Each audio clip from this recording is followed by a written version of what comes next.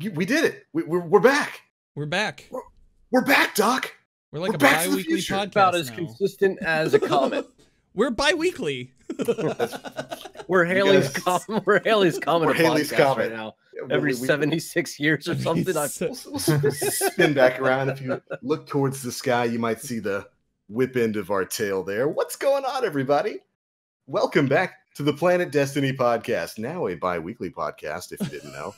Soon to be a once-a-month podcast, and then maybe a once every 6 months. And then finally, eventually, the end game here is whenever I feel like it. That's what we're going for. But welcome back to episode 212 of the Planet Destiny podcast. It's been a tumultuous last couple of weeks. We missed a week or two of shows because everybody got busy at literally the exact same time. Yeah. In one particular instance, literally an hour or two before the show, I know for me, I was like, shit started going down, and I immediately had to pull out, and like everybody else was like, oh, what a coincidence. The world for me is on fire as well. But that's okay, because we're back, and we're getting close, boys. We are oh so close to the Destiny 2 Shadowkeep release. As a matter of fact, after next week's show, right? It's after next week's show when Shadowkeep is coming out, right? Because it comes out on the 1st. So on the 20th, we have, so next week's show is on the 29th. Then we have Monday the 30th, and then Shadowkeep's live. That's it. We're almost there. It's kind of weird to think that we've already bowled through the hectic gaming month that has been September 2019. But we're almost there. We're almost at the release of Shadowkeep. And of course, we're going to be spending a lot of time on tonight's show talking about a lot of the things we got to learn over the last week or two. We got some sandbox changes coming, major buffs and nerfs all around coming in Shadowkeep, huge changes coming to the way. Weapons and some perks are working in PvE. We got a content release roadmap, a Bungie Vidak that showed off some really cool moon stuff that we're going to take some time to talk about, and we hope you guys are going to sit back and enjoy that conversation we're going to be having here. But of course, we have got your usual roundtable of hosts on the show tonight. Mr. Aura, no longer evil, reformed Aura is here. Although he'll nondescript Aura here. Nondescript Aura. The artist formerly known as Evil Aura is here. He still got his Arentil. He got that in the settlement. He lost the evil in the settlement, but he kept the Arentil. That's right. Oh, dude, still hooping. I played a Crucible match against a dude whose name was Arentil. Oh, no. Before we started. I did. So, Arentil, if you're out there, you haven't earned that name. Hey, all right. Well, salt thrown. The gauntlet's been thrown. This man has to earn his name back. Sheesh. Looking forward to the streamed fight of Aura versus Arentil round 2 coming up next month. Dan, how you doing, man? I'm doing well. Can't complain. Busy couple of weeks, but you know, still living, still surviving. All good. Right on, Mr. Danfinity, with his own mini celebrity, Fandinity. Oh yeah. Oh dude, Fandinity. I had to turn him off for the podcast because you could kind of hear him in the background yelping. But Fandinity is alive and well. And when is the good? Oh, go ahead. I was gonna say, when is the Fandinity cam going to be fully live and running for this show as well? Well, I'll have to talk to you guys about that because I don't know what Twitch's terms of service is for fan cams, but just I don't know. This is a partnered channel, and I'd rather not get it banned. So, right. Well, that is a spicy cam, to be perfectly honest. There, Fandinity's a bit of that spicy after hours content. Yeah, huge blowhard. Oh, absolutely. Does nothing but blow. Yo, and our special guest for tonight, you guys know him, you love him. He's been here before. Fantastic guest, Jarv. What's up, dude? What's going on? Yeah, man. It's been a busy couple of weeks. It's definitely ramping up after a quiet week the week before. This week's been a bit busier, and it's only going to get busier. So I'm excited for it, man, as we all are, right? So it's going to be good. Yeah, it's going to be, I mean, shoot, we've already had so much stuff going on this month in terms of news for Shadowkeep. I was actually talking to somebody over the course of the week who is a bit more casual when it comes to Destiny 2, but they've been paying attention to the news bits that have been coming out about Shadowkeep, and they basically said they're kind of inundated with information about Shadowkeep. Yeah. And it was it brought up a question I wanted to ask you guys. Do we know too much about that expansion going forward? Because Bungie has been remarkably open about everything coming with this expansion. I don't think so. I think this is just the right amount of information that we should have from them. You know what I mean? Like, it's paving the way for us to have more meaningful interaction with Bungie as a company. And I don't know. Yeah, I got a haircut on Thursday, and the guy recognized my voice, and we talked at the hair studio for like half an hour, 45 minutes about Shadowkeep and what all he needs to get ready. So like, I feel like people that have fallen off are coming back in a big way. And I think a lot of that has to do with the communication that Bungie has put forth, you know? Absolutely.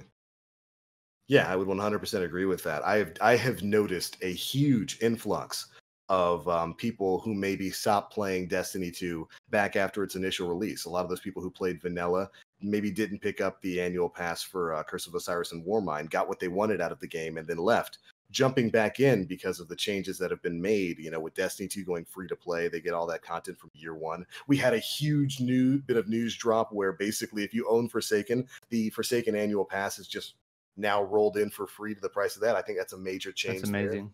That's great move by Bungie. But I've definitely noticed a large influx of people coming back into the game, interested in Destiny content. Shoot, one big point of conversation this week has been the stream directory for Destiny 2. It has been chock full of people diving into the game and bringing those Twitch numbers a little bit back up just a little bit. There's a palpable amount of excitement right now for Shadowkeep, and I know I'm certainly a part of that. I can't wait for this expansion to drop. It's gonna be so cool. Already seeing like a lot of other streamers in the like on Twitter being like, hey, so there's gonna be an influx of people coming in. Who should I be looking at? Who should I be like looking at auto host and stuff? And like that has been happening a lot more. I feel like so I've been playing Borderlands the past week, just as like good. Little bit of a vacation.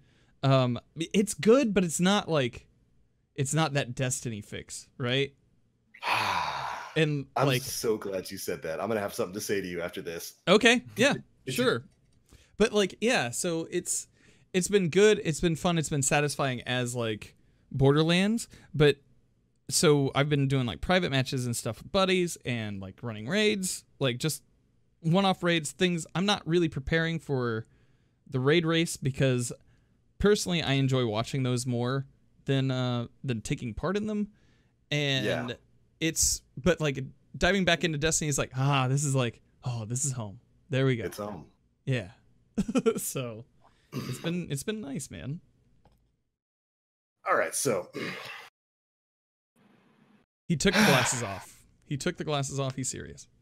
Need a moment to get real with y'all for a moment here. I like the side of TBL. I do too. He's very handsome. Yeah. Thank you. All right, so Destiny 2 is a better game than Borderlands 3. Agreed. It is. Isn't that crazy? It is.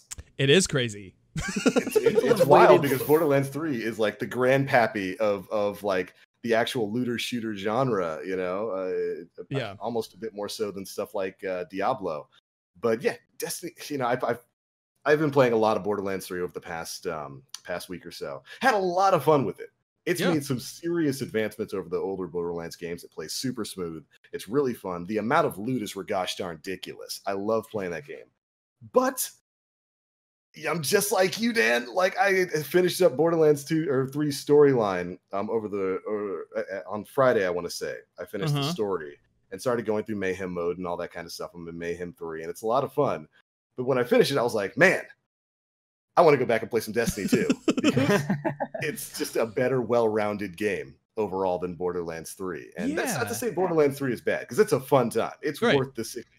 Absolutely worth the cost of cost of entry. But Destiny 2 is a better game. It's a better looter. It's a better shooter. It's better almost all around, except in story where they're both terrible. Yeah. The stories are terrible in both Destiny 2 and Borderlands 3. I'm glad. Well, they have different goals, right? They do, ostensibly, like, and kind of going in and playing the PvE side of Borderlands, like in it, and seeing that incredible power creep, where I'm maybe stuck with a weapon that I don't necessarily want to be stuck with for a long period of time. I don't think I think that it could have learned a lot from Destiny in a lot of ways, and yeah, I don't know. That's my perspective, but I don't know. There's a lot of fun to be had there, and it's different enough from Destiny 2 that I don't really even look at them as competitors. Yeah. They fundamentally offer different experiences and have different things going for them. But you know, if you were to ask me what which game is a better crafted experience, Destiny 2. And you know, to be perfectly fair, Destiny 2's been out for what, 2.5 years? Has way more content going for it, and a new expansion getting ready to drop in a week or so. So well, understand.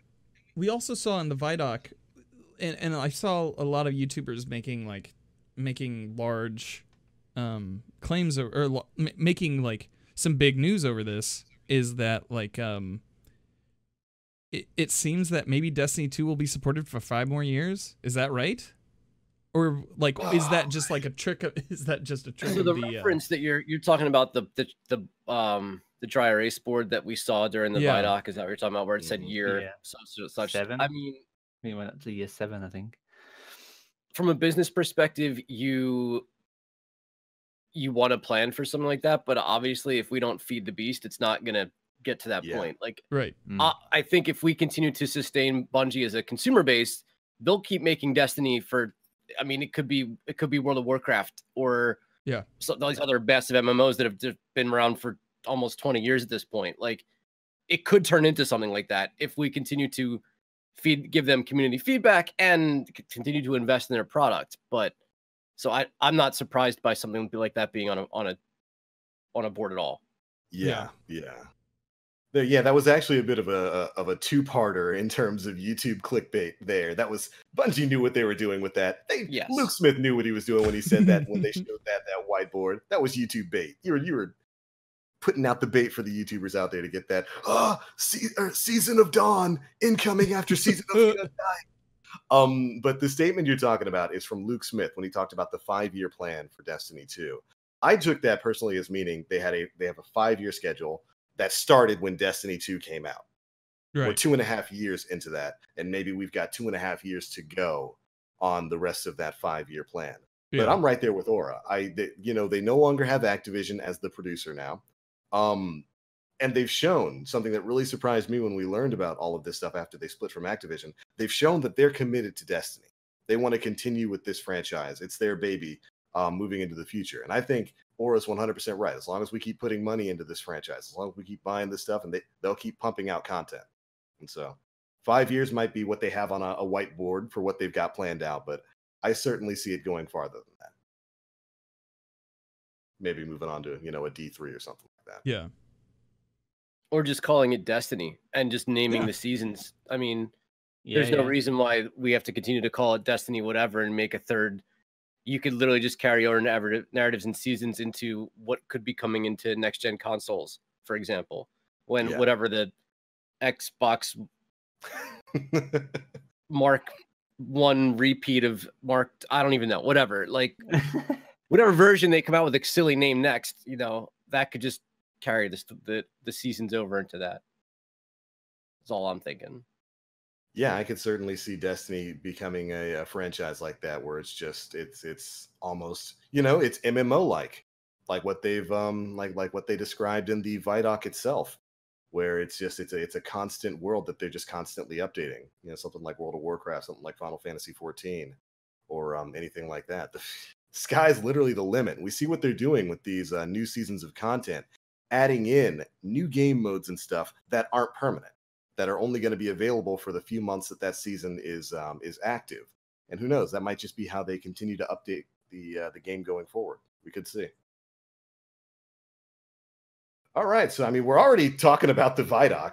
Yeah, let's go. Why don't we just continue on with it? Because there was so much shown off in that Vidak. We got some narrative previews. We got to see what's likely going to be a new vendor system with Eris and the Lectern of Enchantment, which is going to be a not only a bounty spot where you pick up bounties, but also Luke Smith described it as a place where you go and forge gear. Which is you go back to the rune table. Yeah, going kind of back to the rune table, something like that. And I look at that as they're not letting us build guns. It's probably just going to be a vendor, to be perfectly honest, like what we've got mostly in the game right now, or if nothing else, maybe something akin to the Prophecy Forge we had back in Curse of Osiris. Where I was thinking exactly the same thing, except with random rolls, so you have a reason to go back for it. I didn't watch the Vidak before we started, but did you see them use some sort of consumable before they activated the rune? Like it looked like you put something into it too. It almost makes me wonder if it's going to be like the forge, but instead of completing the forge and doing all the things to forge a weapon, you go back there with a consumable to create. I'm not going to go there with a kindled orchid and use the rune and change my kindled orchid that I'm bringing. It looks like I'm going to be going there, for instance, and walking away with another kindled orchid. Right. So it's kind of even like the menagerie where you put in a certain recipe and you spit out some form of a weapon. Yeah. Which, by the way, go farm the menagerie. You're getting 4 to 5 drops. It's good. Fridays. It's good. Do it. It's really good. Still need a god roll beloved, man. Quick draw snapshot is what I'm after, man. By the way. But yeah, it's basically just like a normal vendor, and the few screens we got of it did show that there are materials there that you get for completing the bounties that are tied to the lectern itself. And I'm guessing it's those materials that like Phantasma or something like that. I have screenshots. You got to go hunt a nightmare, kill the nightmare. It'll give you a drop, and then you bring the drop to the thing, and it turns into a bunny, and you pet the bunny, give it a carrot, it gives you. There you go. I didn't realize you had an advanced copy of Shadow Keyboard. I made the mistake of telling somebody that there should be exotic armor that allows us to equip 2 exotic weapons, and everyone was like, "You just broke your NDA. You just broke your NDA." I'm like, I don't have. I made that up. I'm like, it doesn't exist. Like, it's not NDA. But you I made just broke your NDA. Yeah, they're like, kiss your career goodbye. I'm like, I have a career? Yeah. Me. You guys think I'm that legit? Thank you. Wow. Oro's over here cashing checks from Bungie. Yeah. Who knew? Forged signatures there. That would actually be kind of interesting. An exotic piece of armor that allows you to use 2 exotic weapons. What 2 exotic weapons would you use? Yotun and Yotun. Oh no. I would have 1 for each hand. Not allowed. Yeah. It's 2-handed. Absolutely not allowed. I don't know how I'd reload it. I have no idea how I'd reload it, but I'd worry about that when I got there. Just put it off screen and bring it back up. Just like this. Lord of Walls, tractor cannon. Yeah, exactly. Jar says Lord of Wolves. What, she's gonna John Rambo dual wield Lord of Wolves. Lord of Walls, tractor cannon. Oh, good Lord. Jotun right now is of course, everybody has realized how silly that weapon is because of the FPS glitch with it. Why is it always the frame rate that breaks these things? Why link a gun's damage to frame rate in the first place? It seems really weird, right? Yeah. I don't know if I've ever seen it. It has to be like unintentional. Yeah. That's got to be a bug. And it's with so many different things, because that was what 1,000 voices was the first time I think we saw it. That's so weird. Like, what links the FPS to the damage of these fusion rifles? What's going on here? And surely that must have changed recently, right? Because Jotun's been out since like December, right? So it came out with Black Armor. While. Yeah, so it must have been a recent change, because I would like to think we would have discovered it by now. If not, it's been a hidden gem. Yeah, it's been this super powered, busted thing that nobody's really used outside of Crucible for a while. It's such a weird thing. I do hope that when they fix that, when they get that figured out, that they do what they did in this week's SWAB. They give us a little bit of developer commentary on what exactly went wrong, because they talk in this week's SWAB about the apply glitch that goes on with the game, where if you're trying to like apply a shader or a mod or something, it just won't work if you move your mouse or your cursor at all. And they give us a bit of an explanation for that. It's actually a bit of safety feature. It's a safety feature. It's behind the scenes security stop. Double layered. Yeah, I thought that was super interesting. So I really hope they explain why exactly having a higher FPS makes Jotun stronger to the point where you can just destroy Galrin in Crown of Sorrow by standing at his feet and shooting his toes. That's great. I love it. But pulling back to the Vidak there, what other things did you guys see in there? Like, I know, Ori, you didn't see it. What other things I saw the Vidak. I watched it about 3 or 4 times, but that was the day that it came out. Yeah. So things that kind of stood out to me were a little bit of screenshots of the Vex, the garden world a little bit. We saw bits and pieces of that. We saw the Nova Bomb-esque rocket launcher in action a little bit. That was interesting. Yeah. Deathbringer. So that was a good bit of it. We saw a bow, and it looked like it shot a Screeb that did some goofy things, but I didn't really get to see exactly the heavy bow, right? Exactly what was going on with that. I saw it was a bow, but it just kind of like did what bow things typically do. Yeah, it didn't pay like too much attention. It looked like pushes the one back enemy. Yeah, so they've given us a weapon that basically we hate stomp mechanics, so they've given us a bow which basically has that, right? Well, and that's the one from the first Vidak, right? From the one that announced Shadowkeep. When they were working on it, they were still engineering it at that point. It looked like. Yeah, so you're gonna be able to give a bit of that retroactive justice back to these enemies that like to stomp you into walls because they can't figure out what else to do to you with a big fat heavy bow that pushes enemies. Rest in peace, Tractor Cannon, nerfed forever in our hearts. I still want that full clinch mod. Full clinch, unable to be pushed if you're like hunkered down. Yeah, full clinch. My sphincter is closed. I can squeeze diamonds out of coal with it right now. Try to push me now, Alistair Auric. Try to push me now. Yeah. But yeah, we got to see, you're right, we got to see Deathbringer. It basically confirmed that rocket was going to work the way we thought it would, where the void orbs that it drops are basically the same ones from Cataclysm. It's the same ones from the Nova Bomb, which is kind of interesting. There might need to be some testing on that, but the damage numbers and the splash damage on that should be unreal, because it was quite a few orbs that came out of that rocket. So the further they fall, the more damage they do. That's what the second perk is, right? So it's like Dragon's Breath. So you shoot it above your target and then rain down death. Rains it down. Yeah. That's cool, man. Like, I always wondered what they were going to do with Dragon's Breath, if they were ever going to bring it back, because I contended that Dragon's Breath, after they changed its ability so that it wasn't as lackluster as just dropping solar orbs, when it dropped the napalm, I thought that was pretty cool. That was unique. That was I can see it breaking frame rates in systems, though. I just feel like the amount of texture that they would have to build in those flames would cause frame droppage on PC. God knows what it would do to console at 30 FPS already. Oh dear God. Like, I could already see, like, so I think that's a big reason. And Dragon's Breath, I mean, it was probably one of the coolest weapons, aesthetically speaking, that Bungie created. Even the way that it looked, like the weapon itself looked really cool. Man, that thing fell so short on functionality. But I almost think it was like a hardware issue, not so much what Bungie wanted to do with it. Because if they gave us the option, I bet you Bungie would be like, yeah, dude, you can burn an entire planet. That's fine. Just drop napalm everywhere. Creedence Clearwater Revival playing softly in the distance. But and the thing about Dragon's Breath, because people did testing on the damage numbers back in D1, it actually put out a significant amount of damage. It's just every single enemy in the game, except like maybe some stationary raid bosses, is hard coded to flee from AoEs the moment they sniff them. So Dragon's Breath wound up being completely worthless, because the moment you drop it, like, that spooky giant knight just books it to the hills, because they don't like to stand in that kind of stuff. I think it could be an interesting weapon to bring back in Destiny 2. And ultimately, that's what it looks like Deathbringer is going to kind of offer. It'd be interesting to play around with that. Yeah. Since I don't think Deathbringer is tied to any quest that we know of.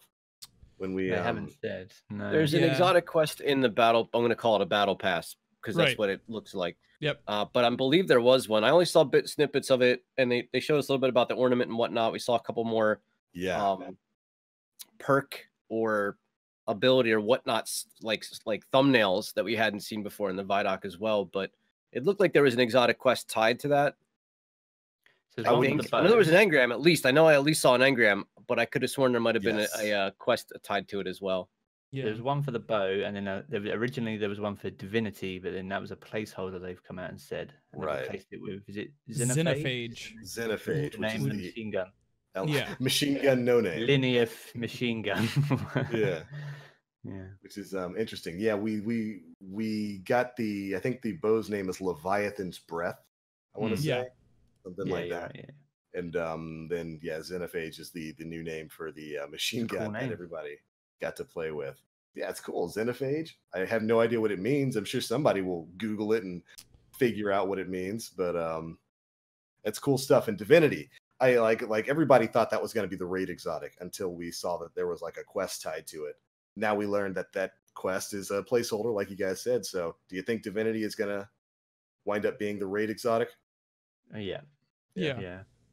Which isn't guaranteed. For the first team that completes the raid, So instead of 6 Jarvenis going out, it's a chance like any other raid completion. Yeah. It was announced in this week's TWAB that they're changing up the way that the world's first team works. It's no longer a guaranteed exotic drop at the end of the raid. So Dato's going to get there. There's not going to be 2 minutes past drop. I was about to say, I wonder how much of that decision has to do with the Dato incident and that other raid group getting the exotic drop and the confusion that caused. Yeah, who knows? How unfortunate. Who truly knows? Yeah. But yeah, as a part of the Vidak, we got to see a bit more from the content release roadmap that Bungie teased us with a week or so ago, and we got to see exactly how seasons are going to be changing and what's going to be happening post Shadowkeep release. We've got this great roadmap here showing, of course, on the 1st of October, Shadowkeep's going live. A few days later, that Saturday, October 5th, we've got the official raid launch, Garden of Salvation's going live. And we've had the launch of a brand new activity or a brand new change in the world spaces titled the Vex Offensive. And we got to see a lot of that in the Vidak. There's basically Vex gates opening in the skies alongside all these different world spaces where Vex are going to be coming out. Whether that's going to play into like different types of public events or just different world events or whatnot that you're going to be able to interact with, we have no idea. But that's going to be going on for, I think, a month or two until the end of November. And I think that's pretty cool looking. When I talked about this when I was covering the video, it reminds me a lot of the Wolves Prowling back in Destiny 1. Pretty much, yeah. I think it's the week before, the last week of November, because Season of Dawn would start on the 10th of December. Yeah. Because it's 10 weeks for Undying. But I think it's probably going to launch, that event will probably launch alongside the raid, so those that aren't in the raid can do the Vex Offensive event. Right. But there'll be a narrative reason for both. And I'm assuming the end of the raid will trigger something. Hopefully it triggers something. That'd be cool. That'd be awesome. That'd be awesome. And so how do you guys feel about that? I like it. I like that they're launching this bit of non-raid content to give everybody else something to do while those teams are running for Worlds First. I think that's a cool way to start this off. Yeah, I think it's the best option, and the contest modifier is probably a great addition to raids now. I think that levels the playing field, and all the prep work sort of it goes out the window a little bit with that, doesn't it? So I think that's one of the best things that they could have added in the past. Like, I like that they experimented with it, and I feel like it's one of the best things that they've added for Raid Race Day. I was talking a bit with you guys before the show started. Like, I'm not somebody who like prepares for day one Raid Race because I don't necessarily need to do that. And I'm more of a spectator. I enjoy watching people attempt it and learn from their mistakes a bit more. Have you ever done a blind raid? Yes. Leviathan was the last one, honestly. Okay. And it was a little bit because of the team makeup. We just me and my friends, we love each other very dearly, but we kind of peck at one another when something's not going right. And so that kind of happened, and ever since it's been one of those things where I've tried to watch the raid races, and especially after like finding like Polar Bear, who does the raid races as almost like an ESPN play-by-play type deal. That's been super cool. So she's actually going in on raid day this year. She won't, or this time around, she won't be doing that. This particular raid launch. She's got a team. Yep, she's got a team for day one. While we're talking about it, contest mode's active. The first fight, power level above 890, does not provide an advantage. For the final fight, power above 920 does not provide an advantage. So you're going to be going, what are we at right now? 750? 750. In the matter of what, 3 or 4 days to scale up to 890. 140 power increase over to minimum. Yep. And I can't imagine there's going to be enough drops over the course of the raid to actually go from 890 to 920. Yeah, you're going to be wanting to aim for 920, aren't you, really? So, how much of that light level will you actually gain in the story mode, too? Like, how much was the power climb during the Forsaken story? Oof. Right? Yeah, I barely remember. During Forsaken, I wasn't raid ready for Last Wish for what felt like weeks. Okay. Wasn't it like 400? It was from 400, wasn't it? To like, I think it was 400 to 550 or 600, but it was whatever it was a brutal climb. And I didn't like slouch on it, but I also didn't make it a priority. But I didn't go into Last Wish for a long time. I went into Crown of Sorrow on raid day after doing the 6 hours of grinding, maybe increasing my power level by like 10. It really was relying on player ability at that point, and being a warlock and having to like live through everything, which I think is still going to play a part in a lot of this. But so that's what you're aiming for. You're aiming. I mean, you honestly, if you're going in day one, you want to aim for 920. I imagine it's going to take quite a bit of RNG and a time sink to do that. But I don't know what the leveling system is going to look like. But there are a billion different ways.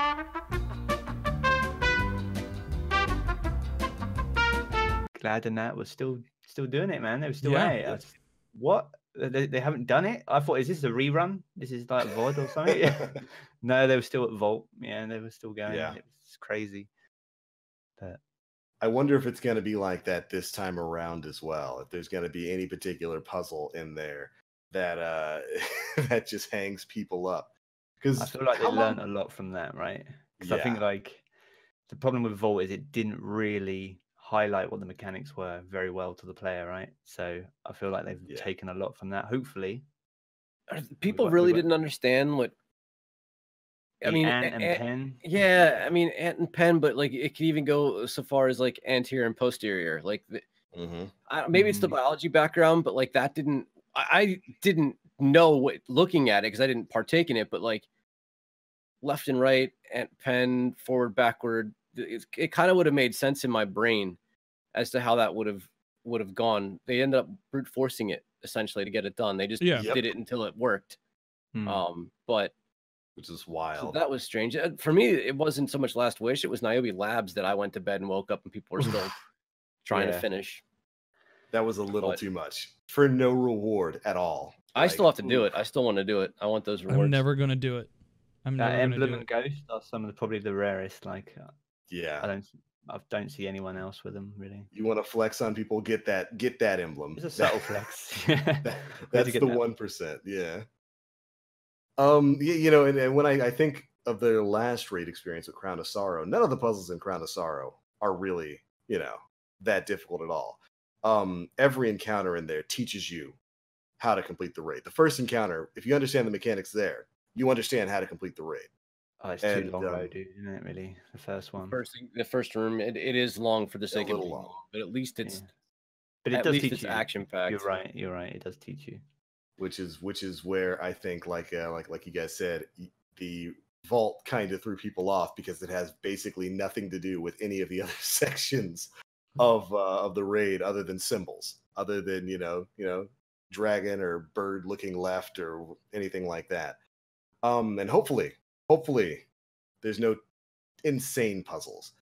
I don't know. We don't really know too much about this raid. They haven't spoken about it like they did about some of the previous ones. We don't really. Vex. So what was the last Vex raid we had besides? I mean, if you count Eater of Worlds as a raid layer, there was next to no real puzzle involved in that. Vault of Glass. We had the Gorgon maze, which consumed Datto and his team for something like 6 hours or some ridiculous number.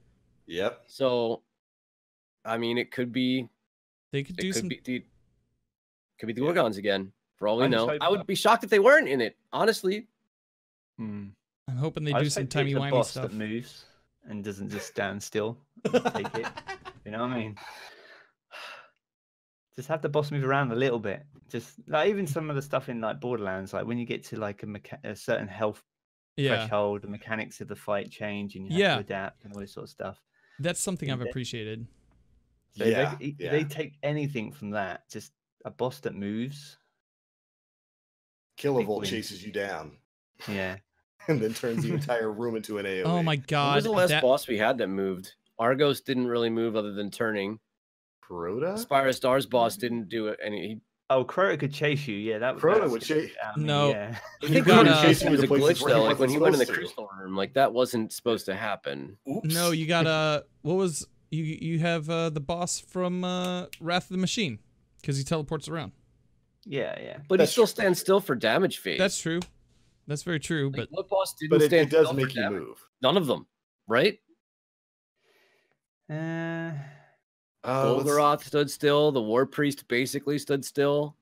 Yeah, I think it was Atheon and Crota moved around. Atheon danced like he didn't. He had a square footage that he was confined to. Yeah, someone will throw grenades at him and he starts dancing. Yeah. Even the dogs.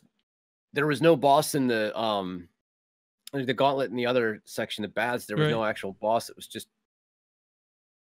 I mean, we've been talking about this for what feels like a half a year now. Like Jarvie hit it right on the head. Like we want a run and gun final encounter. I think that would be neat. Mm-hmm.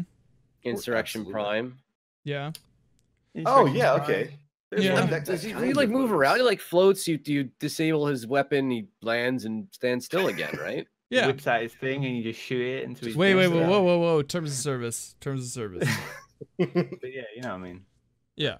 Yes, but I guess Insurrection Prime does count because he does move around until you pop him. And what if he had free range of the entire area though, like where you drove your sparrows and your tanks? Like what if he could go all the way north, all the way south, all the way southeast or west? But he doesn't. He's basically he moves, but I've never seen him anywhere other than still in the middle area. Yeah, he's got the square dance. He's just essentially, yeah. Yeah, basically. So yeah, I mean, I'd like to see maybe even like an airborne, raid boss that you kind of flies all over the place. You get to find your own cover. Oryx and his chicken feet. Yeah. Oryx and his chicken feet. Right. Yeah. There ain't no escape from this boy. Something interesting like that. I guess we'll have to see. I really don't know what to expect from the Garden of Salvation. I have no idea how long it's going to be, what type of raid it's going to be, or even what final boss we're going to be going up against. There's no real narrative to draw off of. There's some spin foil. Yeah, on Reddit they've been talking about the Day One emblem, right? Which is that. Huh? I said yeah, right. Yeah, so they've been.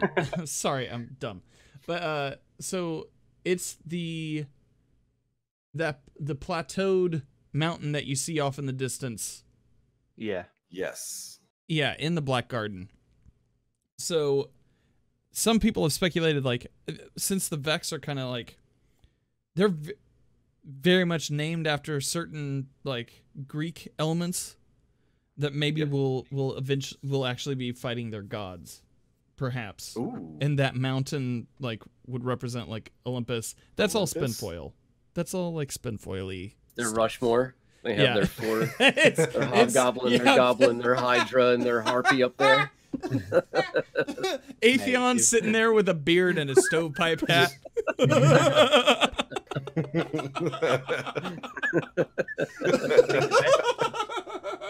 think the best thing they could do, though, genuinely, would be if the final boss was just something we'd never even experienced before. Like if it's a Vex God and it's like a new new form.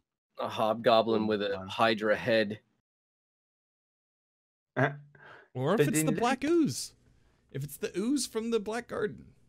But looking at the emblems, the heart. You mentioned the emblems. Like, don't you think like the one which is for anyone outside 24 hours? Do you think that looks a bit like the relic from Vogue? Yeah. Oh, the other one, yeah. It absolutely. It even looks like the symbol that, like, once it's on the ground, to go pick it up. It kind of looks like that. Yeah. Yeah. I actually like that one better. Like the one for the first 24 hours. Yeah, that one. Yeah, I'm more down with the second one, with the one for just completing the raid. Yeah. So I'm going to get a good night's sleep, go in day 2, and get the better emblem. That's what I'm going to do. There you go. And also you'll have the benefit of knowing how to do it because somebody will have finished it by then. Yeah, there we go.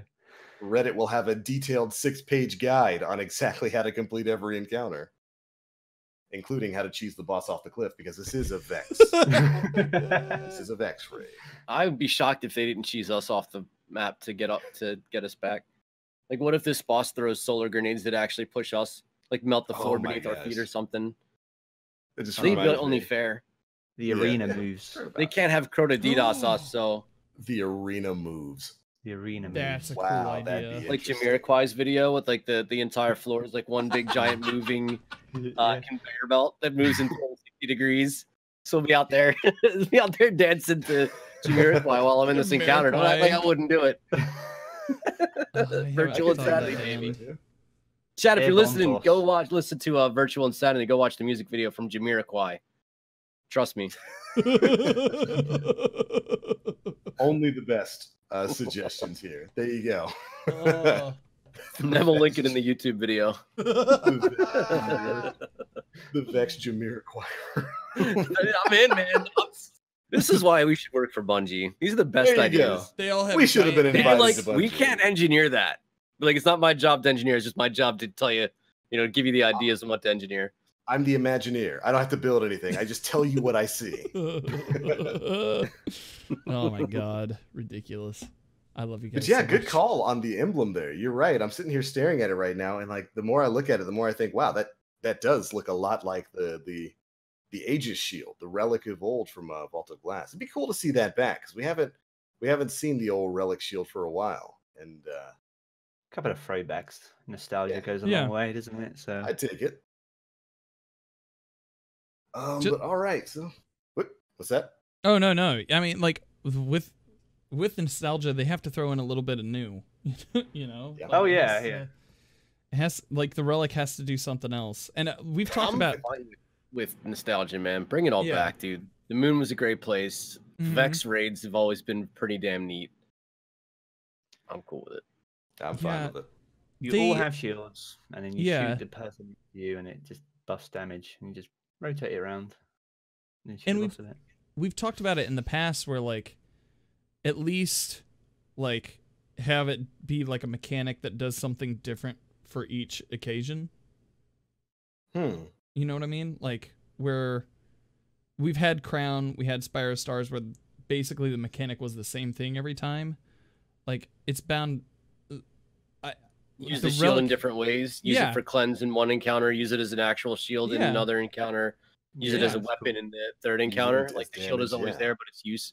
That'd be a really cool thing. That'd be cool. Way more versatile. So that would be cool. Different person has to use it each time. Listen, it wouldn't be a Vex raid if we weren't screaming at people to shoot oracles.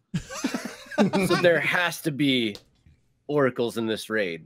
Because I can't invite Blueberry Smell FG to come in and then not yell at them, you know what I mean, for not shooting oracles. Because all you gotta do is spawn in and shoot an oracle. So I'm hoping we get some oracles. So by that standard, Eater Worlds is not a Vex raid. No, there's no. Well, you still have to dismantle the bombs. Like, they're not oracles though. No, they're not oracles. Cabal raid confirmed. Cabal raid confirmed. Cabal raid. Well, maybe Leviathan didn't have room for oracles on it, right? So, like, maybe not. We're going to the Black Garden. We're on Vex turf. Yeah. I don't know what it's like to transport an oracle. I don't know what the logistics of it are. Like, do they ship well? Do they travel? You actually, I just think you start playing Do Re Mi and they just start popping up. That's just how it works. Dude, what if one of the Vex encounters was we had to like play piano? We had to like outduel. We had to outduel the oracles musically, dude. It's like dueling banjos, but with oracles. Yeah, man, I'd be down with that.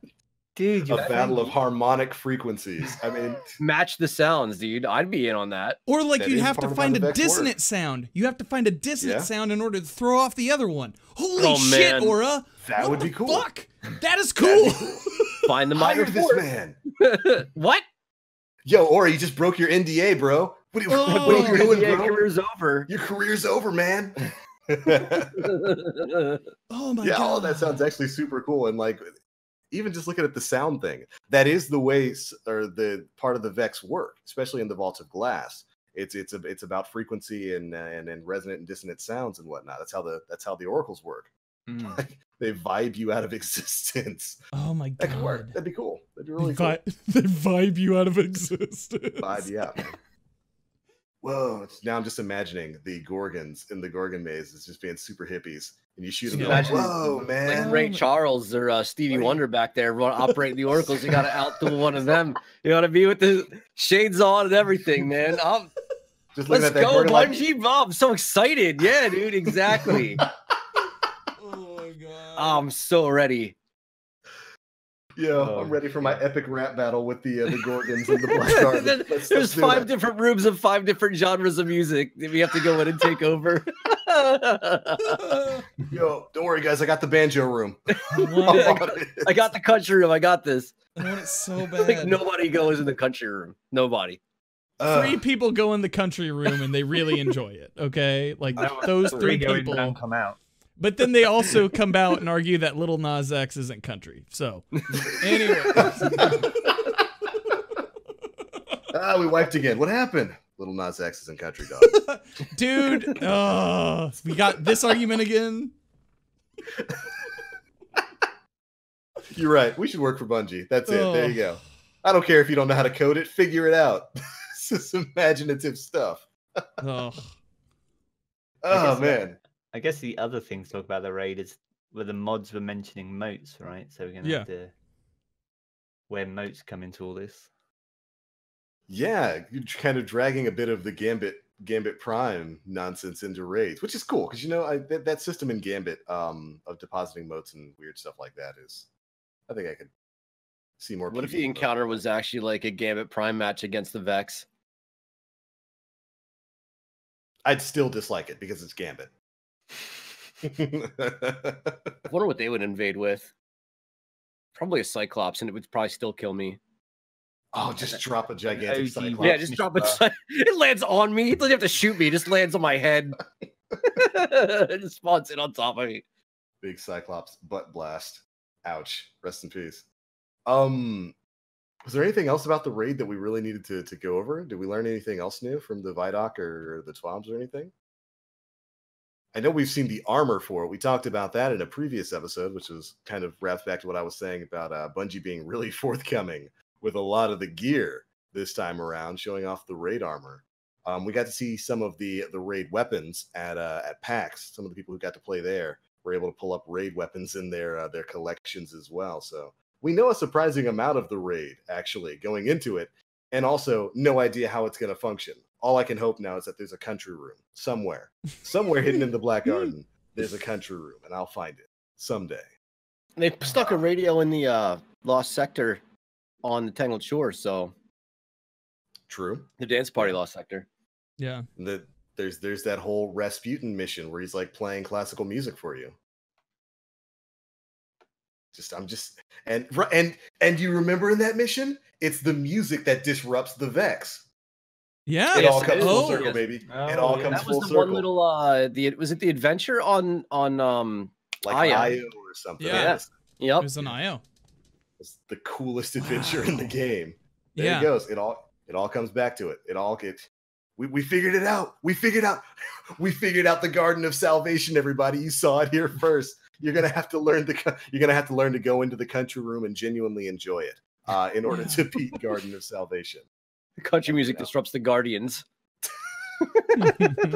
Just breaks all of your buffs. I like country. I'm okay with it. Lil Nas X. So what else did we learn about in the past week or so? Massive weapon changes. Mm-hmm. Oh yeah. Specifically, most likely tied to reloads and not having auto loading abilities and supers at this point. I think a lot of this is going to be tied to the fact that we're going to have to kill with the ammo in our clip versus relying on endless bullets. Have they come out and talked about the seals? Yeah, the hunter seal of Amankaras. I don't think so. I haven't heard anything about it yet thus far. That's the only other thing that gives you auto reload, isn't it? Outside of well. Yeah. Oh yeah, you're kind of right about that.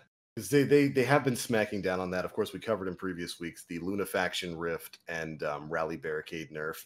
Those no longer just automatically reload your weapons for you. Instead, they just grant you greatly increased reload speed. So Bungie's they've been cracking down on the whole auto reloading thing moving forward, because I guess it just allows us as players to put out way more damage than they were really intending. But thankfully, we've got some pretty decent PvE buffs coming to a lot of different weapon classes, don't we? Like I remember, it's at least 50. Pretty much across the board, isn't it? Yeah, really? Yeah. It's at least 15% across the board. That's fantastic. I had the list of changes up here somewhere. I gotcha. Yeah, same here. I remember auto rifles getting a really big one, something like 30 to 25%, depending on the combatant rank. So not even the archetype, huge. The combatant rank. 30, right? 30 yeah, 25%. That surprised me. Yeah, I thought like 30%. What about for even for high impact auto rifles? And it's like, you could see Sweet Business making a play depending on what's going on. That pre-fire. I remember that. Yeah. And I think Sweet Business got a buff to the magazine size. 150? 150 now, I think. Yes. Yeah, so. Yeah, so I pulled it up. Sweet Business is going to be my jam. I mean, Last Blood, John Rambo just came out. I'm about to watch that. We got the Sweet Business in hand. Oh, I'm gonna be all over the place. Its magazine size was bumped up from 100 to 150. They increased its PvE damage by 15%, which it very much needed. Thank you. High caliber rounds, of course, have been replaced with armor piercing rounds. And they've changed the damage that the Sweet Business does from 15 per body shot and 21.2 for headshots in PvP to 13 per body shot and 21. I read that backwards. It was previously 13 body shot, 21.14 for headshots. It's been bumped up to 15 per body shot and 21.2 for a headshot in PvP. So higher body shot damage, around the same headshot damage. Interesting change. And also, I think something to do with the reload there. Like you no longer have to be firing, I think, in order to get the auto reload. Yep. This weapon no longer requires you to be firing when you pick up ammo to have it automatically reload. Which is cool. So you just have to walk over stuff, and like you'll instantly get the benefits of that perk automatically reloading your gun. So you can just keep on shooting with that thing. Sweet Business has been like such a weird exotic since Destiny 2 came out. It's a really fun gun to shoot. There's a lot to enjoy there, but like there was no real purpose in using it because the damage was so low. And then when LMGs came back, there was really no purpose to using Sweet Business, to the point where some people were arguing that Sweet Business should be moved to the heavy slot and just have its damage racked through the roof.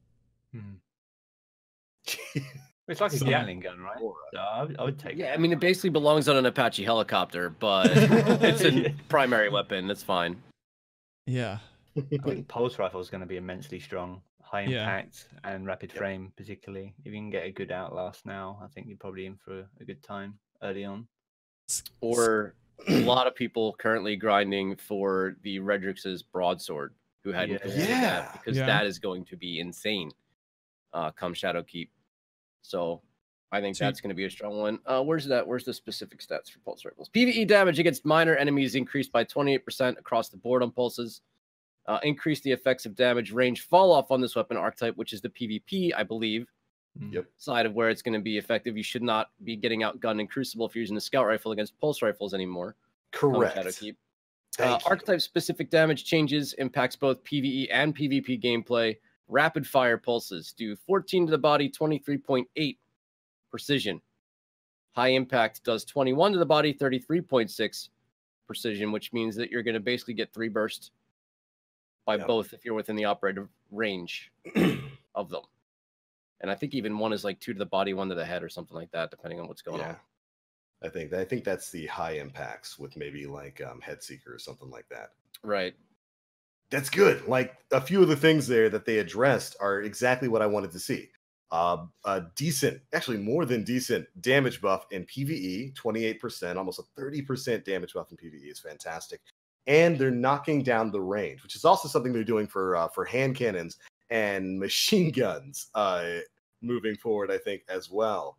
To make it so that those classes of weapons don't challenge sniper rifles and scout rifles anymore like they are in the game right now, which has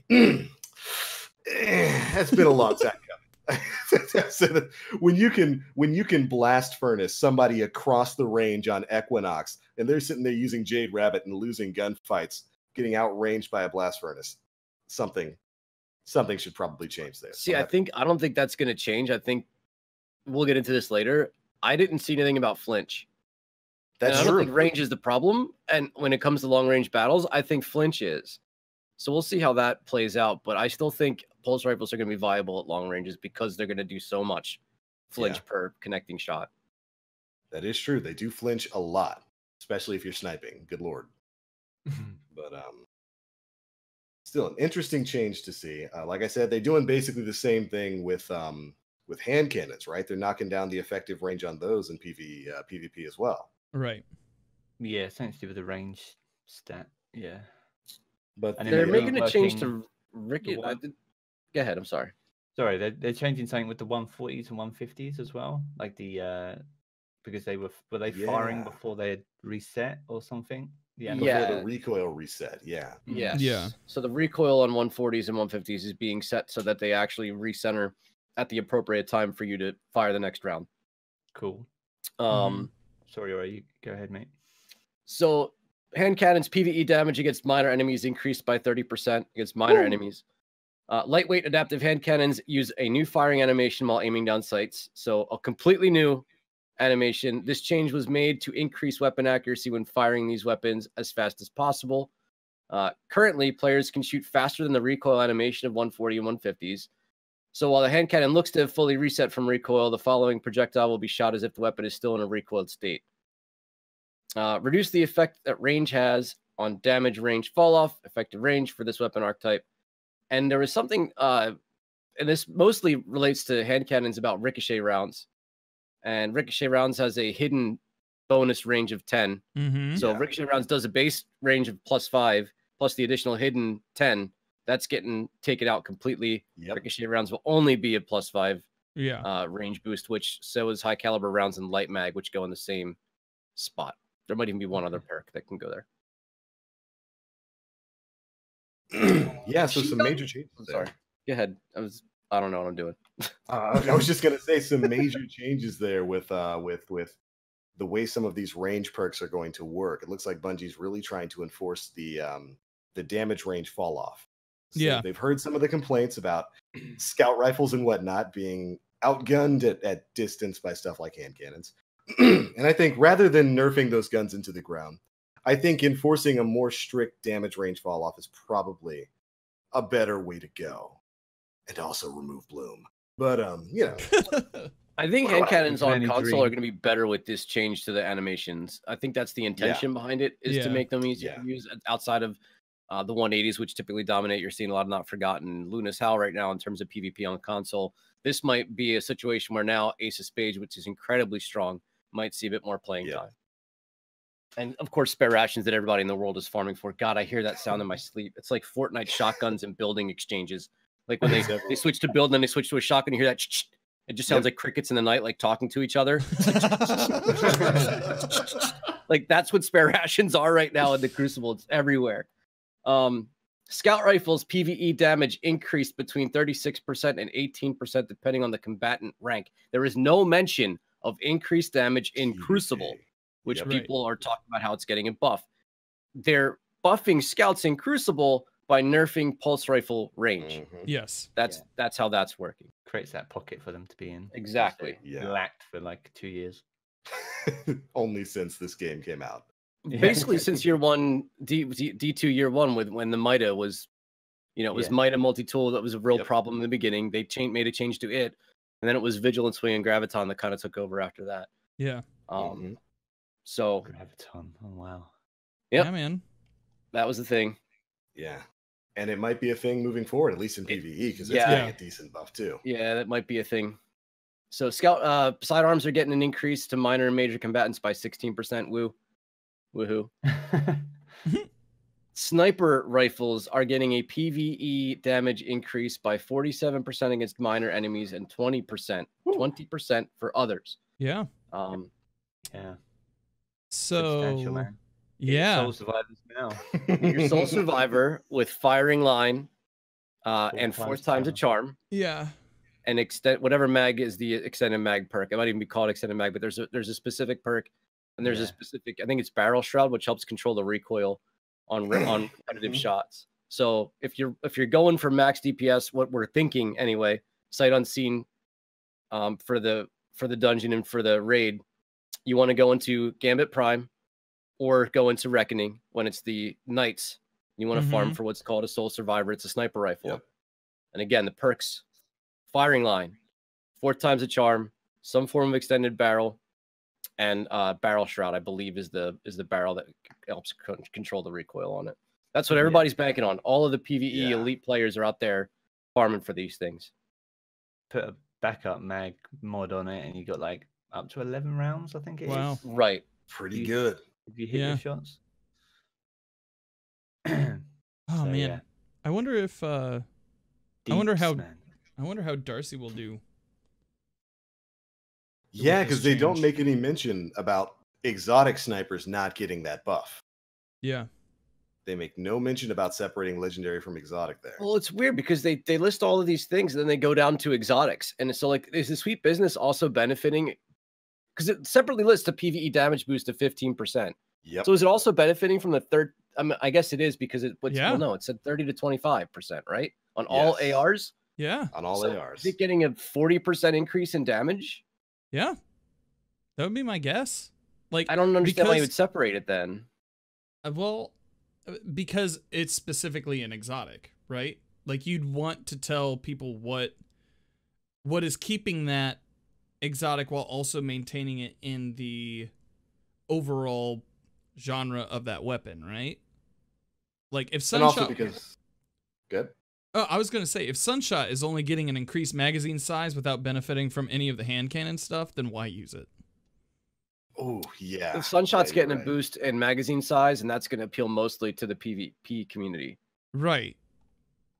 But that is so when you're talking about hand cannons in general, it's their PvE damage is getting increased against minor enemies only by 30%. Right. So the Sunshot's going to get a 30% boost of damage, but the magazine is getting a boost of 12 mainly for Crucible. Yeah. Yeah. So Jarv, we need a YouTube video as soon as it launches for business to analyze the damage numbers to find out if it actually is a 40% increase in damage. All right, private matches it is. Let's do it. Yeah. And where can we find that YouTube channel of yours? Mine? Yeah. YouTube, youtube.com/Jarvenis. There you go. Shameless plug. Hey man, I forced you into that plug. So anyways. Yeah. For it. But yeah, they list these changes. The initial weapon class changes as just being general weapon changes. So I'm assuming that these damage changes are going to apply to the exotics. Like, I'm assuming Sunshot is taking advantage of that bonus 30% damage against minor enemies in PvE. I'm hoping so. I guess they normally state it outright if it's not. Yeah. If I remember rightly, right? So yeah, they usually say this is separate from the general changes we discussed before. And if it's not, they need to get on that fast. Yeah. I need to know if Sweet Business is getting potentially a maximum 45% damage increase in PvE. Because if so, ooh boy, good Lord, that thing's going to be insane. Plus, we've got, what was the damage change for pulse rifles? Damage change for pulse rifles was 28% against minor enemies. Against minor enemies, but Graviton Lance is getting a PvE damage increase of 30%. Right. And that doesn't specify if it's minor, major, or what. So PvE damage for Vigilant Swing, it just apparently across the board is going to be by 25%, whereas the Pulse Rifle buff is only going to be against minor enemies. Red bar enemies is going to be... Okay. I mean, still 30% damage increase is pretty substantial. Whether or not that translates to the explosion, other void orbs it creates or whatnot. Yeah, you know? I hope so. Same. Yeah, because I'd imagine it's based off the weapon's damage itself. It scales off of that, so we'll see. Not bad though. Big changes come into Crimson, right? There was a lot of hubbub about that. Damage changed to 19/30.5 base and precision. Previously 13.76 and 24.75. It just says that. It doesn't distinguish between PvP or PvE in that. No, section. this is going to affect it. Those numbers are Crucible numbers. Crucible numbers, right? Yeah, because it does 13 right now to the head or to the body. It fires 3 shots, right? Yeah. Yeah. Could be a 2 burst, right? On a low. On a low resilience Guardian, it would 2 burst. And then it would only need 1 from the following round of shots to connect to be the 3 shot. 3 times. I like that because I like Crimson. It's basically a pulse rifle. It's such a solid weapon, and so seeing it get a bonus to its damage there in PvP is exactly what I'd like to see. Because the catalyst for Crimson gives it what, bonus range? I believe so. Is that I completed it. I think it's range and stability. I have to go back and look. That's even better. It's range and stability. That actually might be something that's worth jumping onto with the old Crimson. I haven't used Crimson basically since year 1, I think, or whenever it was introduced. Not bad. We got any other exotic changes? Merciless is getting a fix to missing aim assist. So I didn't really have a problem hitting shots with it. Yeah. Ace of Spades, Momentous Mori now has range fall off, which was one of the only really things that made it so powerful. That was basically a sniper rifle once you had that. So that, I don't know. Ace is being replaced with spare rations right now in the Crucible. I don't think a lot of people use it in PvE. Lumina, noble rounds should apply their buff to allies more reliably. Okay, I find that a little bit weird since those noble rounds, they track like truth rockets. I've seen those things go up and around buildings to come into a window to find a Guardian in Gambit to latch onto. So, better tracking? Okay, well, I thought they were pretty good the way they are now, but I'll take it. And last but certainly not least is the Colony. Serve the Colony now functions as auto-loading holster does. Good, so good. Just call it auto-loading holster then. Just call it out, Oof. Ow. Maybe we'll. I don't know if that'll actually change too much of the usage for the Colony either way, but auto-loading holster is what a lot of grenade launchers deserve anyway, so. Yeah. Not bad. Right on. So that's all the exotic changes. Not too bad at all. There were no real big nerfs there. Right. I'm happy to see some of these lesser used exotics, like especially in PvE, like the Graviton Lance and the Sweet Business, getting the buffs that they need to really stand out. Well, I'm really excited to get my hands on those. Well, what we're seeing is, and this kind of falls in line with the ability nerfs that we saw 3 weeks ago. Yeah. Is that the weapons, in order for abilities and perks not to maybe have so much of the limelight, they're nerfing them rather than nerfing weapons. They're bringing weapons up, so maybe you'll have more parity, or maybe weapons will have a little bit more of an advantage in this next season. So who knows? We'll see at the end of the day what all this does. But like with this post from 2 weeks ago, we're seeing that like perks like Subsistence reduce the impact of this perk on total reserves, ricochet rounds. That's actually a buff. That is? So right now, yeah, like if you have, like I have a spare ration with Subsistence, and if I'm in PvE, I have 27 bullets. Okay. Max that I can carry. Yeah. So reduce the impact of this perk on total reserves. So now I can have more ammunition on my Subsistence spare rations, because I mean, I was actually running out of hand cannon ammo doing a strike, to give you an idea of what that thing was doing to my ammo economy. So that was actually a buff on Subsistence. Yeah. Well, like then you have 1-2 buff with a reduce the effectiveness of stacking 1-2 punch and cross counter from Liar's Handshake. And specifically, they go into example Players won't be able to defeat Riven in less than 3 seconds after Shadowkeep launches, using the combo of 1-2 punch and Liar's Handshake. But we know many of you will try other builds and potentially even succeed. So little did they know that only days later, someone would equip a toaster and turn the FPS up to max. Yeah. So I don't know. I think that's going to affect Gambit more than anything else, because one of the, with all these changes that are happening to, everyone knows in Gambit, your melt strat right now is to pop a well of Radiance and use Mountaintop or whatever grenade launchers you have for maximum DPS. And then it kind of transitioned into using a 1-2 punch with Liar's Handshake and combination blow procced with Last Man Standing, for instance. Yeah. And so this is going to maybe, it doesn't reduce the effectiveness, but we'll see what actual damage numbers are. That'll be Jarv's second YouTube video. Yeah. Keep launching. You're brainstorming for me. I love it. I got you covered. Because they're changing, obviously, the way that shared damage bonus work versus weapon damage bonuses as well, right? So they don't stack in the same way they do now. Again, which is why Soul Survivor is probably a great sniper, because you can have a continuous weapon damage buff with the firing line versus dipping in and out of a well or a bubble even, because that's going to be a thing again. So yeah, that's going to take a bit. I think for me, I feel that's probably going to take the biggest getting used to. Is how weapon damage is buffed, because you'll get people still trying to, stack melting point on top of a well, which isn't going to work. You just have to. It's going to be about timing. When your well's going to run out, someone prolongs the buff by using melting point and stuff like that. So right. Don't forget that Tractor Cannon is also getting its change, where it's now applying, I think it's a 30% damage buff no matter what the element is, whereas before it was like almost double that for Void. And I think this caters to players out there who don't want to play Iron Banner, which has been, in the words of Eris Morn, insufferable this week. Yeah. Oh boy.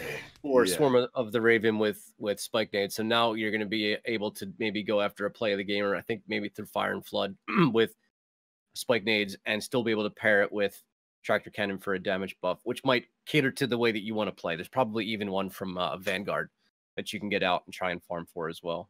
I think the Forge one's really good. I think that's a good. Which one is that? Can't remember the Forge name one. of it. Yeah, there's one in the Black Armory Forge, which is the Acantha. Is it that one? The Forge has a grenade launcher? It has a reworked version of a grenade launcher that's already in the game. Like what? You mean the one that has like the text after it or whatever? Like when you get a Swift Ride X9 and 43871. It has one of those. Everyone stopped going for those. The Acantha D, yeah. Yeah, the Acantha D. I thought so. Yeah. It's 150 fire rate. Yeah, that I think Doomsday can have some pretty interesting roles, which is the Reckoning grenade launcher. I want to say, which is extremely rare. Yes, very rare. Super rare. Your hands on that darn thing. Yeah. And of course, there's stuff like Wendigo. That's out there for people to grab if they want to go through that. Although I think they're changing the requirements for Wendigo, right? With Shadowkeep, aren't they making that easier to grind for? I don't feel they needed to do anything with it, but yeah, they did. They did change that. They're that Mountaintop and maybe even Hush at the same time, for all I know. They're giving these babies all the pinnacle weapons, Dude, Mountaintop and Recluse, I have never seen so much of it in my entire life. Yep. As I have this week in Iron Banner. Everywhere, man. I don't think I've taken them off this season. I think I've had them on all season. I mean, hey, with Anarchy, yeah. With Anarchy. I mean, it's a good natural progression there. Iron Banner was this week. You guys have been playing it, haven't you? I've played it on all 3 characters for all of the bounties on all 3 characters, because I thought we were going to be able to carry the bounties over into Shadowkeep for bonus XP gains to rank up my battle pass faster. So I was playing Crucible on my Titan, which I haven't used since 1973. And so, I played Iron Banner on all 3 characters. Just finished my Hunter today. And man. Between hit registration being terrible, connections being awful, and the meta that, I mean, and this isn't, I'm mad at players, but it's ultimately the way that Bungie tells you to play. You know, some of these bounties were to get ability kills. And if I'm on a Warlock, a Void Warlock specifically, and I have access to handheld Supernova, I'm going to get my ability kills done in 3 games because I can literally just hold forward on somebody and throw a grenade in their face and it kills them. So I'm more mad about the bounty plates that were put in place than I am the players who utilize what they had to do to get these bounties completed. But it was a brutal week for me in Iron Banner. Brutal. I haven't touched it. Me neither. I think protect my sanity. You made the right choice. Yeah. Nah. It's not worth so I spent most of my week playing a mixture of Monster Hunter World Iceborne and Borderlands 3. And when the weekend rolled around, I've been spending a lot of time on the Call of Duty Modern Warfare beta on PC, which is where I've been spending basically all of my multiplayer time at this week.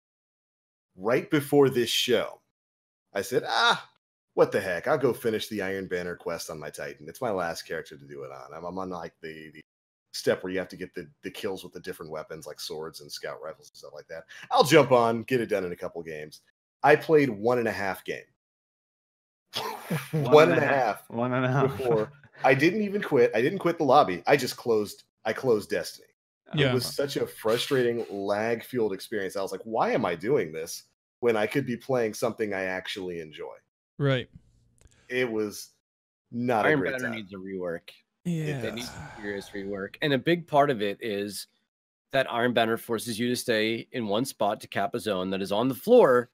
And weapons like grenade launchers exist. So you are literally feeding, because all you got to do is put a grenade in the vicinity of people to do around 100 to 150 damage, which leaves them one shot for most other weapons. So the reason why grenade launchers are everywhere is because people are standing still on the ground. Yeah. And the way you counter grenade launchers is spending time in the air. Moving. Yeah. You got to get up in the air. Yeah. Go ahead. I don't regret my decisions to play other things this week. I like there's a sanity point, right? Like I passed it. Yeah, it's and I agree with you, like Iron Banner does need a rework. I mean, it's cool. I really like that in the Vidak they were like, there is a renewed fervor to push what PvP is in Destiny 2 for the next year. Like they're not saying next season or a season this year. They're saying for the entire rest of the year. And I'm hoping that something happens with Iron Banner, because I really enjoyed that game mode when I played it with my buds and felt like it was a compelling piece of content. Right now, every time I go in, it's only control. We talk about this every time. There's Iron Banner. It's only control. It's laggy as shit. and I don't think it's laggy as shit because I'm playing people from like Lithuania or Australia. I think it's laggy because there's damage calculations that are in play to try and figure out, okay, you're this amount of light level lower. It has to do something on the back end to figure out how much damage you're actually going to do to a player. Because I play the people I played in Iron Banner in quick play, and I have no problem with connecting to each other in terms of hitting shots. And I'm watching my bullets go through them, with no damage. Yeah. So it's not where we're located. It's not that they're really far away and it's peer to peer. It's that there's something else going on in the background of Iron Banner that is just. I mean, the first game I played that I was actually connecting my shots, I dropped like 40 kills after jumping out of Iron Banner because I could actually land shots on people. Yeah. Whatever. But yeah. We've discussed this topic to death. Yeah, we beat it. It was a dead horse. We rode it to death. It's dead. We keep beating it, and like it's just one of those things, you know. It needs to change. It needs a change for the positive. I feel. Make it Rift. Make it Rift. Make it Rift. Different. Yeah. Make it something. Make it something. Like, because right now, compared to all the other playlists, like the only thing that makes it have like an identity to it is the armor, right? Yep. That's it. And the armor and the weapons. Those like the armor that throws you into skill-based matchmaking. So you, regardless of your skill, you're going to sweat, whether you're a 1.0 KD player or whether you're a 10.0 KD player, and throwing you into these lobbies where you have to use weapons that make you a worse player. Yeah. Go in here with swords. It's questionable, man. Swords, yes. Go in here with auto rifles that are at the bottom of the time to kill food chain against players who don't care about getting. Honestly, what's going on right now, and I applaud you guys for going for the armor, but what's going on right now are people are hoarding tokens. I've got 1,500 tokens myself. Same. So I don't give a shit about using a specific weapon for a bounty.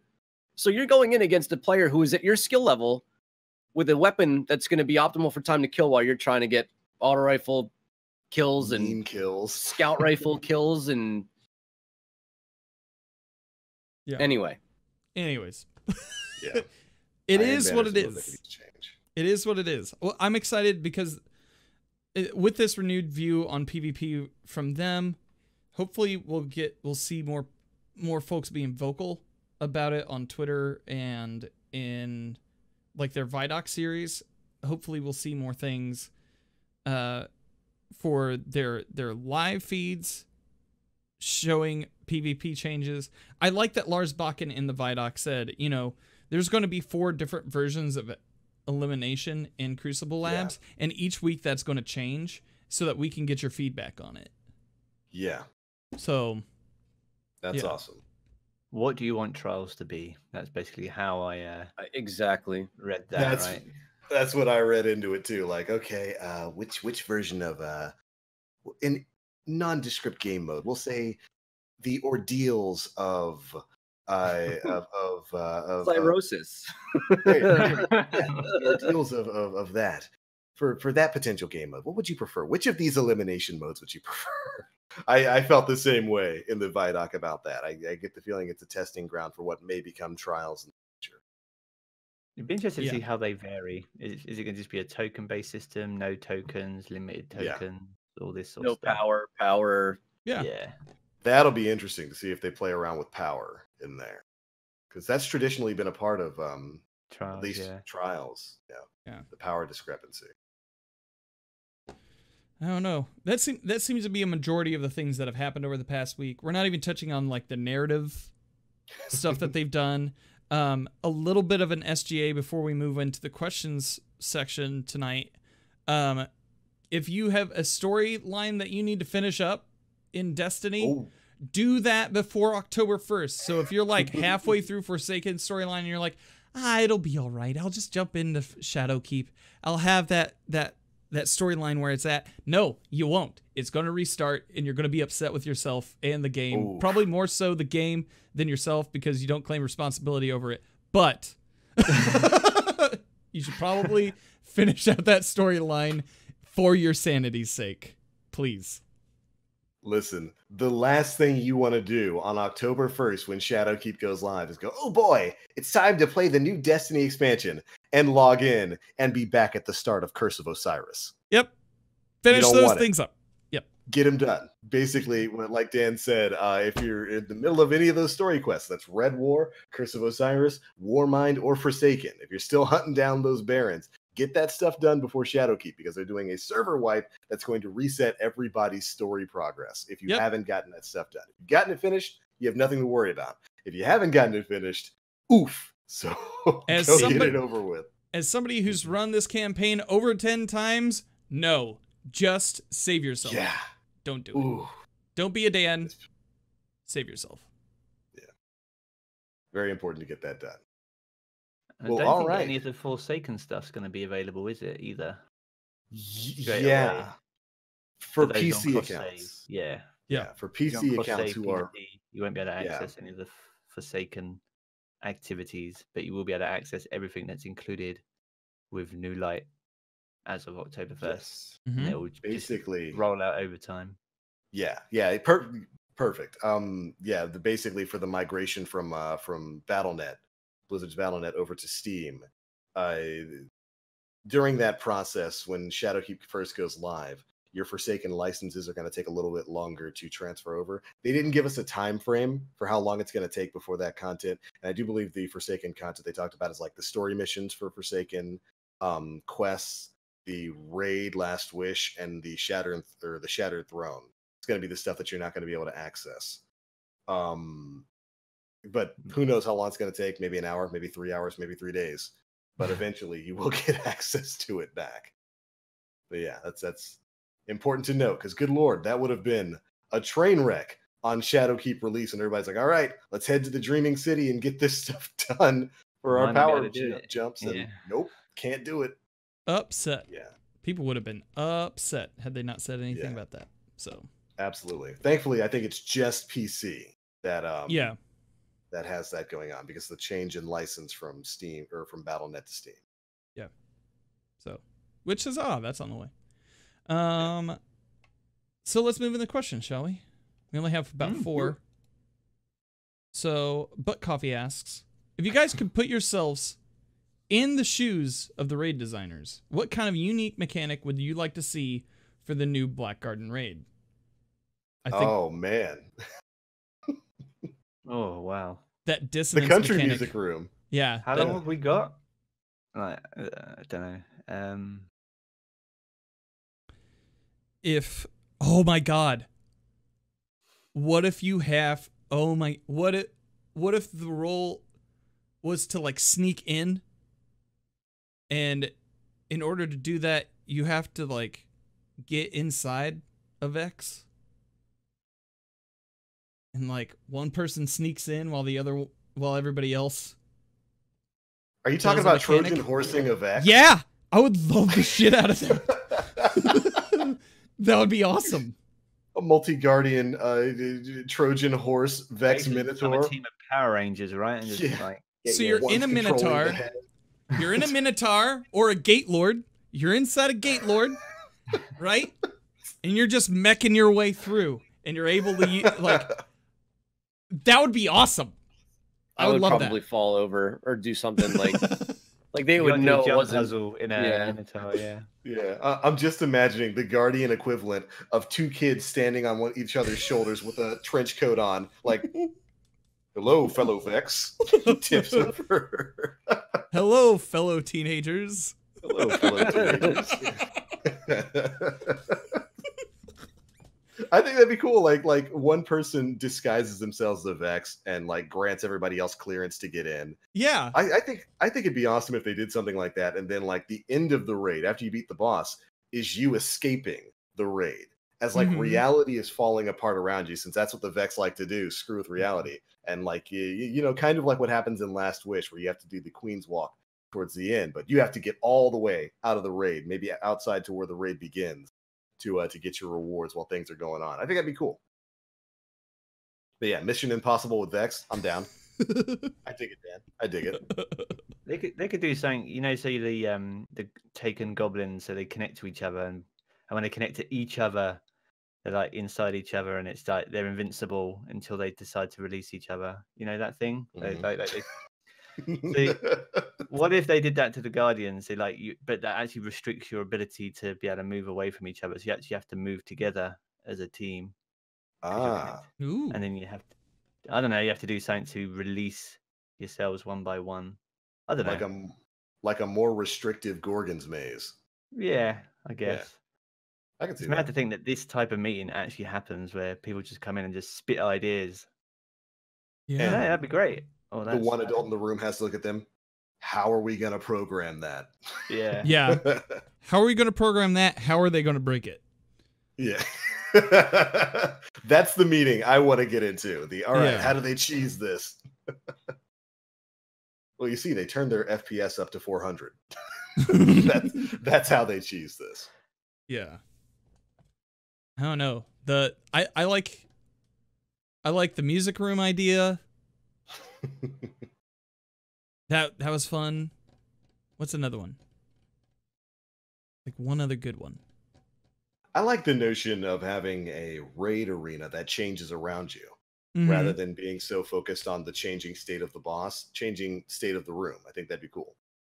Yeah, like the Atheon fight where you go past and future and actually build on that a little bit more. Like the Infinite Forest where you go back to the past and the future and stuff. Just keep switching. And that switches up the boss encounter for whatever reason. Yeah. That'd be cool. That'd be neat. And just none of the Vex are really highly mobile outside of like teleporting and reassimilating in a different position. Mm-hmm. I just yearn for, and we talk about it a lot, I just want a run and gun fight. I don't want the boss that's going to stand still while I just unlock a DPS phase. I'm over it. Give me a boss that moves around, that is a continuous area, maybe a large expanse. Like, think about where, I don't even know what the arena was called in the EDZ.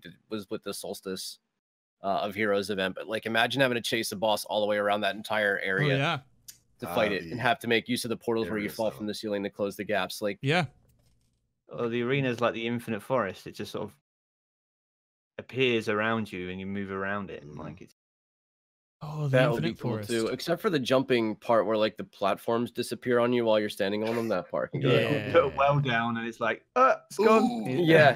Skadoosh. Maybe that's how they counter that. Yeah. Make it a constant moving experience. Nim Plays asks, what do you guys think of not having an exotic drop for the end of the raid?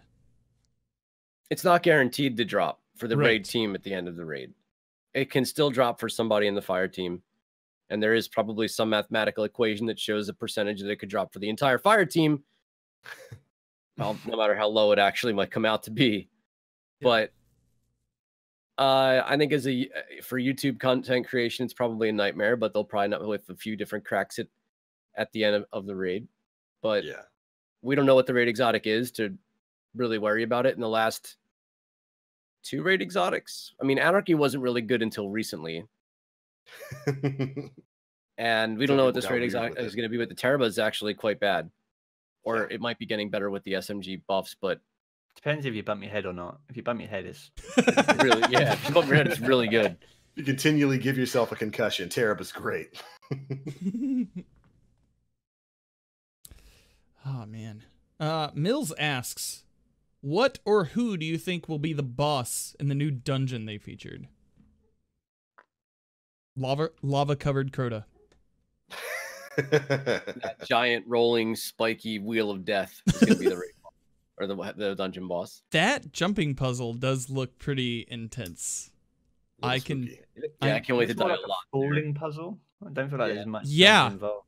Well, it's definitely I definitely take your swords in, because I have a feeling that you're gonna want that third person perspective in some areas. Just be a Titan and thunder crash all the way down. You know, they show somebody doing that either in the dungeon section of the Vidak or like the raid. Like, it's right after the jumping puzzle part. They show a Titan thunder crashing to the end of it. They know. Bungie know it's gonna happen. Yeah. Me personally, I don't think that knight might not have been the final boss of the dungeon. Mid boss, maybe. Like mid-boss, like a Vorgeth style. Yeah, like Vorgeth. Probably one of the sons of Xivu Arath. You know, the final boss of Shattered Throne is, of course, what's her name? One of the daughters of Savathun, or something like that. So it's probably one of the sons of Xivu Arath. The only thing with the dungeon is I just wish they never told us when it was going to. Right? Yeah. Like, I understand why it's important, but there's so much happening on the 29th. They probably could have got away with not saying anything because people would have been expecting other stuff. Like the other raid, the exotic quest is going live that day as well. So it's like, so there's a lot going on. Yeah, so the dungeon launches on the 29th of October, alongside another PvP mode or whatnot. And like, you're right. Like, it could have just been a normal day in Destiny where somebody pops up and says, that's what made Whispers mission so great. It's just like, oh, I found this new public event on IO. What's going on with this? And everyone's like, what? What? I got out of bed for that. I saw it on Twitch. I was like, I'm out of bed straight away. But there's these weird. I remember getting the alert for that. Like, somebody's like, there's these weird Taken things that spawned on IO. Like, I killed it and a portal opened, and everyone's like, or even with Shattered Throne, like, wait, what? Or like Shattered Throne. Shattered Throne was completely unannounced. We had no idea it was going to happen. You know, it was the first full curse week, and somebody just pops into that little area in the Dreaming City, and they're like, there's a mission marker here. I love those kind of surprises. And it's a little weird that they spoiled not only that there is a dungeon, but exactly when it's going to be going live on October 29th. It's a little weird. So I just looked at it, and the 29th is also a full curse week. See, this is where I think like Vidak should cross a line and not go past it. I feel like we shouldn't see the inside of the dungeon. We shouldn't really know about it. It's like the raid stuff. We shouldn't really know about that. We shouldn't see it. We shouldn't. You know what I mean? I think the fear is that it would get data mined. Oh, at absolutely. least in drops and whatnot. And I don't even know if you can data mine like launch dates and whatnot. I don't think anybody was able to data mine the Whisper mission. No, that was a surprise. So that was a surprise. The perks of the Whisper had been seen, but the Whisper itself was completely unknown. If that's what they're willing to tell us, like what is there out there that they're not telling us? And that's the only thing keep my hope alive is like there's got to be something they're going to sneak in and drop on us that we don't know is coming. You know, I hope so. Man. I don't know if we knew about Outbreak Prime. I just don't recall. Yeah, I don't think we knew anything stuff about key cards for the tower. There was data mine stuff for that. But we had no idea it was Outbreak, yeah. But we had no idea it was Outbreak or a dungeon or anything like that. Or a mission, secret mission. Yeah. So I assume there's still going to be a fair amount of surprises, but yeah, I was a little surprised that they were willing to show off the dungeon and all of that and give us a hard date for it. Yeah. So quickly. That would have been a nice surprise to have, you know, at the end of October. I wonder what happens. I wonder when they're going to wrap up the full curse storyline. Maybe on the 29th. That seems interesting. That would also be a full curse week. Yeah, there's that little clip, wasn't there, where it looks like they're in the confluence in the Dreaming City, and it's like red. Yeah, I see it for like 2 or 3 seconds. That's interesting. That's last question for the evening. We have two more questions. Do you think there is a way to adjust One-Eyed Mask in PvP and not render it useless in PvE? That is a question from Pins Halo. What would I do to One-Eyed Mask? I'm not delete a Titan. You would delete it. Just get rid of it. And I was talking to a couple community members about this today. The fact that it's existed in its state for as long as it has is it's pretty bad. Again, people pay for wall hacks as a cheat. Yeah, like they'll go to like the video game black market and buy a wall hack program for CS:GO and whatnot, and Bungie built it not only into the game but into an exotic and into an entire build. You know what I mean? So, One-Eyed Mask is a brutal, and there's so many other exotics for Titans that are viable in Crucible. There's a lot. Dune Marchers are incredible. Dune Marchers are great. Syntheseps are very useful. Insurmountable Skullfort is useful, and there's even Peregrine Greaves. Yeah. All of these are very viable things. I was just off the top of my head in Crucible, but One-Eyed is so broken, and there was no mention. I mean, I don't know if they made any mention of exotic armor and changes that were going. I know they said Luna factions were getting a change, but One-Eyed Mask is just atrocious. And is it even useful in PvE? I mean, maybe if you're actually going after the thrall that hits you. Right. So you have to actually be targeting the thing that shot you. And then when there's 80 enemies in front of you, I just, I don't know. I feel like we'll probably start getting some of the armor stuff next week, I imagine, just before. We've had all the weapon stuff. Yeah. So I imagine we'll get all the armor adjustments next week. It's going to be interesting to see what they do with One-Eyed Mask, if anything. It always reminds me of the worm husk for hunters and how that got nerfed into the dirt. It wasn't half as bad, really, as One-Eyed Mask there. Getting your health back instantly, a little cheesy, but at least you didn't get a damage buff and wall hacks with it. And an overshield upon completing the kill up when you were done with it, and frontal assault. Oh, yeah. Mm-hmm. Like, I mean, the thing does like 6 different. It does like 6 different things when it's fully activated. So yeah, pretty powerful combination of abilities. We'll have to see what they do with it though. Yep. And final question of the evening. Call me Dark. Thoughts on the nerfs from a couple weeks back? Just quick. Are you pro or con? We need it. We need the change. Yeah. Tired of standing in a well. Tired of PvE being entirely too easy. We need to go back to actually having a strat. I'm all for it. Yeah, it makes you think and carefully plan out how you're going to approach each encounter differently and work together rather than being a one-man army standing there unloading all you know. So I'm for it. Yeah, it's made Destiny too easy. Yeah. Really. I'll say, ouch, my damage. I don't like it. I don't like it, of course. I don't like that Luna's is getting nerfed. I don't like that Rally Barricades are getting nerfed or that my damage stacking is getting nerfed. But it wasn't hard to see coming. And it's there's legitimate reason for it there. Mm-hmm. I like seeing major changes to the meta overall because it keeps the game fresh.